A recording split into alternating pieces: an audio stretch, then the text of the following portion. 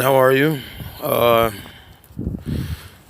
Mohammed X. I am just continuing where I was yesterday. It was such a very beautiful sunny day, and right now I'm in the same area. You see that? The universe. Look at that flag, huh? Flag tag. Okay. Getting them uniforms clean so you can continue destroying every goddamn thing. All right, so here we are once again. Ground zero for Armageddon. Right there, folks. You see it? You trust and believe my words, because I am not joking with you. And I don't like to waste my time. It's really cold outside, but I figured I would spend a little time finishing up with the revealing clips. And this is the last of the revealing clips, and you will have an opportunity now to find out how I became the Mahdi and why it was I chose to take on that delegation that suits me so well, I might add. So, and Mr. President, by the way, Mr. Biden, respectively, your job has been a job that has been carried from generation to generation. And, of course, you've had a pretty nice handle on sustaining the positive and negative powers that exist in the conscious, collective of the citizenry across this country. And as all of you presidents have across the world. And it is my hope you're also hearing these words, because I also would like an opportunity to have some discourse with you in respect to this present dilemma that we're all in with African people, the Israelites. So I as you know, I've already taken steps, and I'm having communication with you individuals. Of course, this is the police station here in New Kensington, PA. You see it. All the police, of course, know who I am, and I certainly give them the information that they need, that's going to be necessary to be able to withstand the coming pressures, the negative pressures externally that they're going to be experiencing. These pressures being peer pressure, that type of pressure. The pressure of natural disasters. And then that's why I'm here to also allow you an opportunity to get the same information. And my hope is, folks, is that you take this serious, and you don't think that I'm out here just... I don't have any... There's no reason I have to do what I'm doing. I mean, if I were one of you guys, I would say I've already committed suicide with the things that I've said to the people I've said them to. You people are not... you are not the people I want to spend my time talking to. However, you are the citizens all over the world who have the magnetic conscious awareness that we need, that the planet needs, to once again bring balance and allow for the right side of this matrix program to be experienced. And it is my hope that, folks, you will take this opportunity to get uncomfortable like me. Stand out in ice cold weather. It's about 22 degrees, something in that area. It's pretty cold. So I figured I'd go ahead and continue with here in the hood. Look at this. We have boarded up windows. Talk about the hood, huh? Don't worry. This too shall pass. Always say that to yourself. There's nothing physical that you can see right now that has greater power than you do. As a matter of fact, everything you see came right out of your mind. Okay? And you are an invisible frequency of conscious power and magnetic potential. That magnetic potential is, I mean, well, as you can see, it's all mathematics. Okay? So you know how far to go, how hard to push, and you know, I don't have to tell you about yourself. You know how amazing you are. Okay? You can withstand any pressures. All right? So, let's get back to what I was telling you a moment ago. The other day, because I do not like to have any, once I start something, I don't like to leave any stones unturned. And I'm sure you've probably looked at the second part of the revealing, and you said to yourself, well, how do we know that the words that he has written down came from, you know, over the last few years? I mean, how do we know he wrote these things down over the last few years? Okay. Well, I got two little surprises for you. I told you they weren't over yet. So here we go. All right, I'm going to set my phone down so that I can pull this information out that I need you to see, okay? All right, so here we go. First thing I want to show you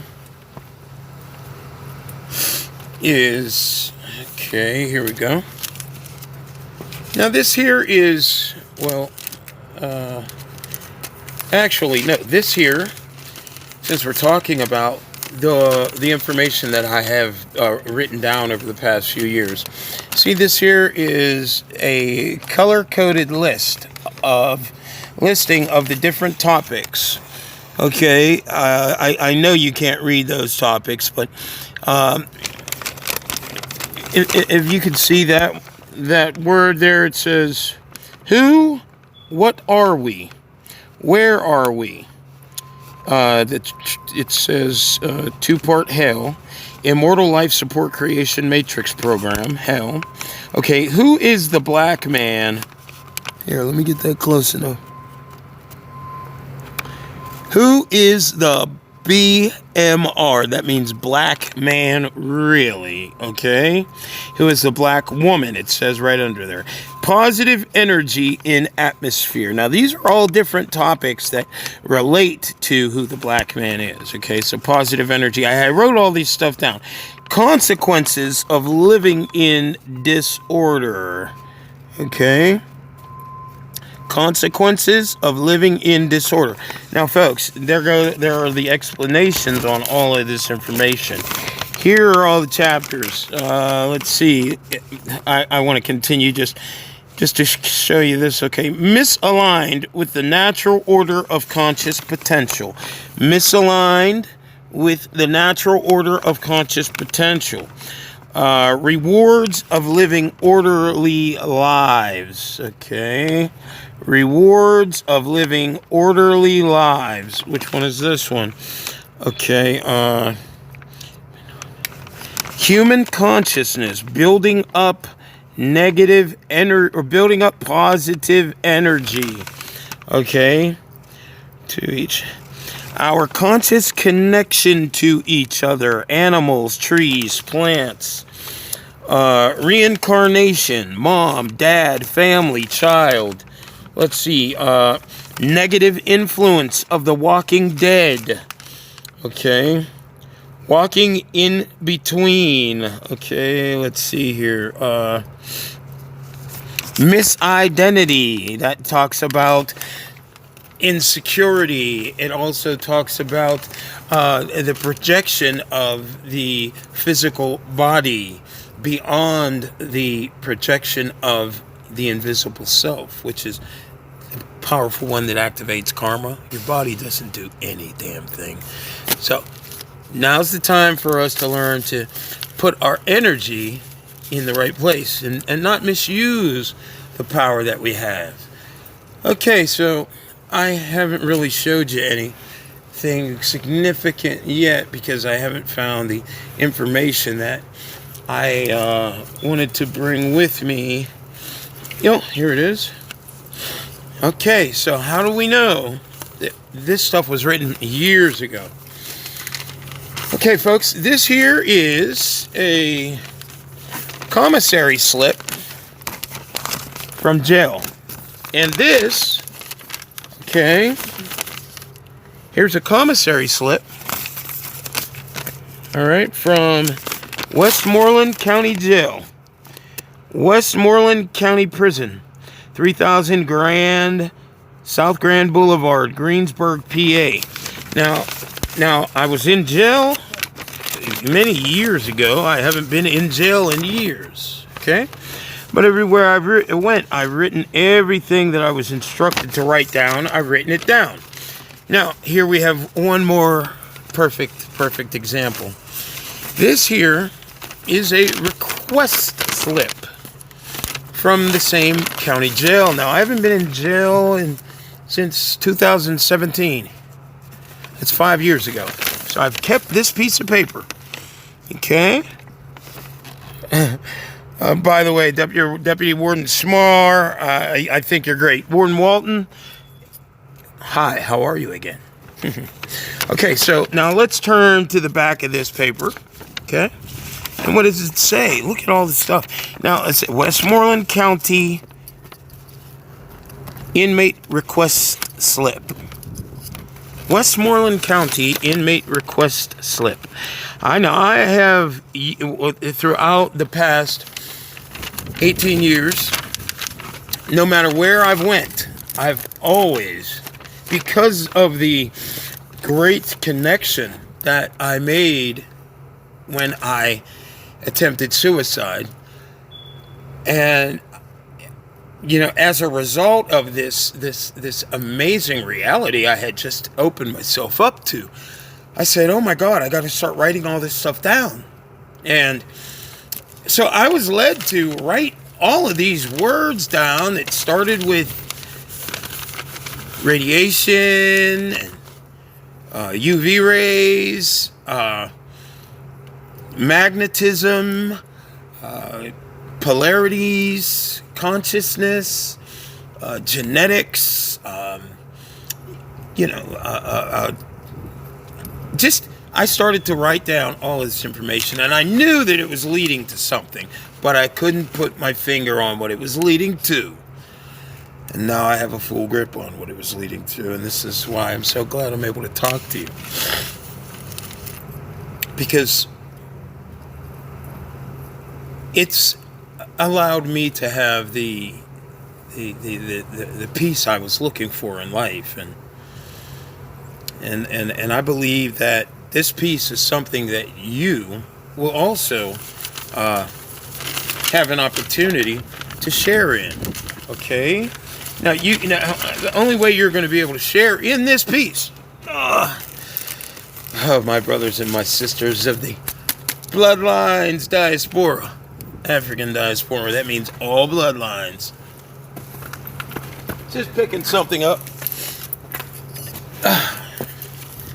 You get to experience everything I get to experience. I experience the most amazing miracles while I'm in this temporary form, and I know it's only temporary, and I know I'm supposed to, not put too much emotion into the, physical body that I'm presently encased in or grounded in. I have a ferromagnetic bloodstream, and my of course consciousness clings to the iron, pulses, and actually just flutters in my blood, shimmers.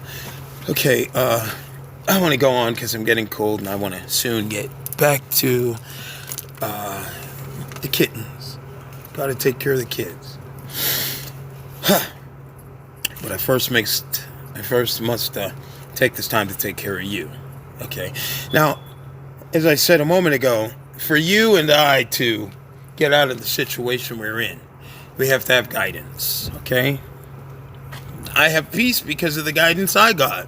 So what I have, I'm going to transmit it to you. Okay. All right. So how did I become the Mahdi? Well, working to survive the losing of my mind, kind of losing everything I did lose when I lost my business. I and of course, while at the same time transcribing all that I was receiving throughout the last 18 years, I was often offered an opportunity to make a couple dollars. So, under the table, just helping my brother out. One of my half brothers, his name is Manny. We were down in Augusta, Georgia. From Pennsylvania, went to Augusta, Georgia to, I can't remember what we did, but it was a friend of his, and I was going to make a couple dollars. And he was helping me out, and I needed the help, so I went down there. Now, mind you, at the time, I was constantly writing down everything that I was receiving. It seemed as if I was receiving this stuff right out of my mind, and I knew that I had been given a new walk in life. I knew that for some reason I wanted to live again, and it felt really great, and it feels so much better now. Well, anyways, let me go on. This is exciting. So, while down in Augusta, Georgia, and now this was, ladies and gentlemen, I'd say in 2015, maybe? I'll just stick to 2015. It was about 5-6 years after. I was 36 years old, 37, 38. Wait, 39, 40. No, at 43. 43 years old. That was, and I'm 51 now, so you can do the math. About 10 years ago, I had gotten done with the work that we had done that night down in Augusta. We were staying in a hotel room, and I was upset with my brother because I didn't get the money that I was supposed to make. And the guy didn't pay us like he paid my brother. He put money on this bank card, and my brother was supposed to pay me off of the bank card. And my brother let me know that that money was his, and we weren't going to split it. And I kind of, I got a little upset. And my brother, he kind of left. He got up, got in his truck, and pulled the hell out of Augusta, Georgia, and I got left. I went off about my money, man. I was like, mother, you know how it goes. So anyways, I'm sitting outside. I stay in the hotel that night. The next day, I didn't have any money to pay for the hotel room. So I just asked the guardians that are here with us now. I said, guardians, could you please just make sure I'm okay? I don't know where I'm going to go. I don't know what I'm going to do. But please, just guide me. So what the guardians did was I continued walking, and I was walking up a 4-lane highway, 2 lanes here, and across the median strip there was another 2 lanes going the opposite direction. And it was about 90 degrees out. The sun was banging on us. I had a sweaty tank top on. I had some work pants and work boots, and I was hot. And anyways, I walked up to a little mall where, for instance, like if you go up to a mall and you find, Aldi's and a Sheetz, something like that, all in the same little area, just checking my time. Well, and of course it's a Sunday, by the way. It's a Sunday. We worked on Saturday, and it was a Sunday, and I didn't have anywhere to go, and I was totally left in Augusta, Georgia, because I was upset about not receiving any money for the work I had done that day. Come on now, what are you kidding me? So the guardians, they told me as I was walking on this hot road, burning up on that hot coal road, by the way, they told me to walk down to the corner store. It wasn't a corner store, but it was a bookstore on the corner of, this whole bank of little retail stores that were all closed. Now, this bookstore happened to be open. And this thing was a bookstore that sold old books. So I walk up to the front of the bookstore, and I'm already in the knowledge that I'm being led, okay? I'm already in the knowledge I'm being led. And I'm already in the knowledge that I'm kind of putting together a book with all this information coming from out of nowhere directly to my mind, okay? So bear that in mind. So I look at the storefront, and down on the ground there's a couple of the plastic milk cartons, and they have old books in them. And I bend over, and I reach for a book, and, I rummage through the books, and I'm rummaging, and I end up pulling up this book. What does that book say, by the way? It says, The Hidden Danger. Something like the unseen forces that I'm telling you are coming to the aid of the planet after I get done speaking to everyone. Anyways, I bent down and I picked this book up, and I literally went right to the back of it. Now, this book was written by a woman named Constance Cumby, and Constance is an attorney in Philadelphia, Pennsylvania. Of course, I'm here in New Kensington, Pennsylvania, just a few hours away. In 1969, I was born. In 1977, Constance wrote this book. Well, let's see. Let's see what the back of this book says. It says, about the author. Constance Cumby. Okay, can you see that? We're going to put it like this. Okay. There we go. Okay. About the author. Constance Cumby is a Christian attorney from Detroit, Michigan. She has thoroughly researched the New Age movement, having read hundreds of books on this subject. I'm sorry, it was Detroit, not Philadelphia. Please forgive me.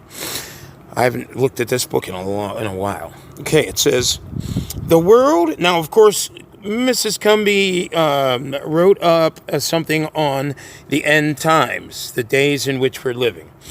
And she was writing on the biblical return of Christ. And what she wrote here on the back was pretty interesting. And this is why I kept this book. It says, the world has had enough of hunger, injustice, war, and the answer to our call for help as world teacher for all humanity. The Christ is now here. How will we recognize him? That's the line right there. That's the line right there in right below the Christ is now here. How will we recognize him? It says, look for a modern man concerned with modern problems, political, economic, and social. Since July 1977, the Christ has been emerging as a spokesman for a group or community in a well-known modern country. He is not a religious leader, but an educator in the broadest sense of the word, pointing the way out of our present crisis. We will recognize him by his extraordinary spiritual potency, the universality of his viewpoints. Okay, the universality of his viewpoints and his love for all humanity. He comes not to judge, but to aid and inspire. Who is the Christ? Throughout history, humanity's evolution has been guided by a group of enlightened men, the masters of wisdom. They have remained largely in the remote desert and mountain places of earth, working mainly through their disciples who live openly in the world. This message of the Christ's reappearance has been given primarily by such a disciple trained for this task for over 20 years. And that would be me, folks. At the center of this spiritual hierarchy stands the world teacher, Lord Maitreya, known by Christians as the Christ. And as Christians await the second coming, so the Jews await the Messiah, the Buddhists, the fifth Buddha, the Muslims, the Imam Mahdi, and the Hindus await Krishna. These are all names for one individual. His presence is the world guarantees, his presence in the world guarantees there will be no third world war. What is he saying? My task will be to show you how to live together peacefully as brothers. This is simpler than you can imagine, my friends, for it requires only the acceptance of sharing.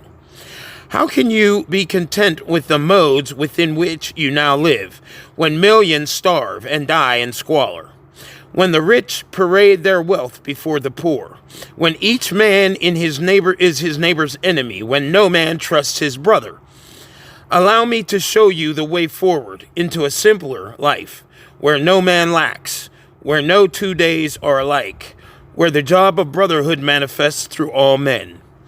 Take your brother's need as the measure for your action and solve the problems of the world. Take your brother's need as the measure for your action and solve the problems of the world. When will we see him? He has not yet declared his true status, and his location is known only to a very few disciples. One of these has announced that soon the Christ will acknowledge his identity, and within the next 2 months, there will speak to humanity through a worldwide television and radio broadcast. His message will be heard inwardly, telepathically, by all people in their own language.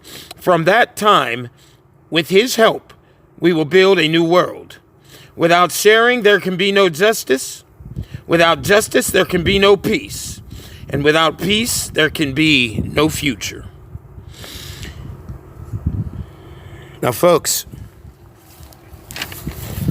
I am not here to trifle with you people. And I don't want to waste your time. And I am quite cold right now. But I thoroughly enjoyed the opportunity to give you just a little more to help you use the discernment that you were born with to realize we're almost out of time. Okay? What I mean when I say that is that if we don't realign, if we do not realign, and the Tao, which of course our minds make up the expanse of, if I can say it that way.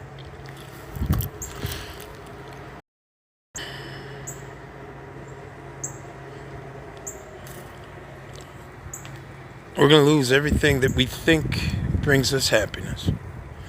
So let's align with the truth so that happiness is something we experience beyond what we can see, taste, touch, smell, and hear. Mr. President, I hope you have followed along with the worldwide paradigm shift for shift. Folks, I hope you have followed along shift for shift, because you need to truly realize that this is real. It's very real. And those skies, they're alive. So,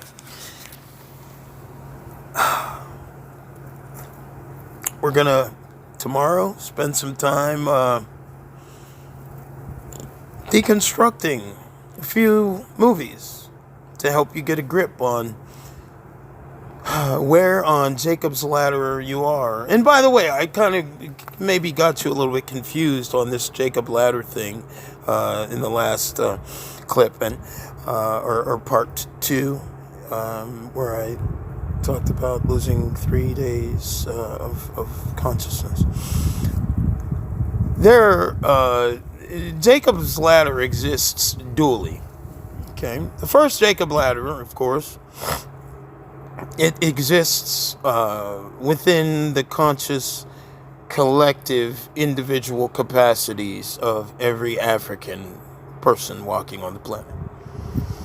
Because they all vibrate with yang conscious potential and belong to the same frequency. they all must remain seeing reality through a seventh sensory aware scope. That means seeing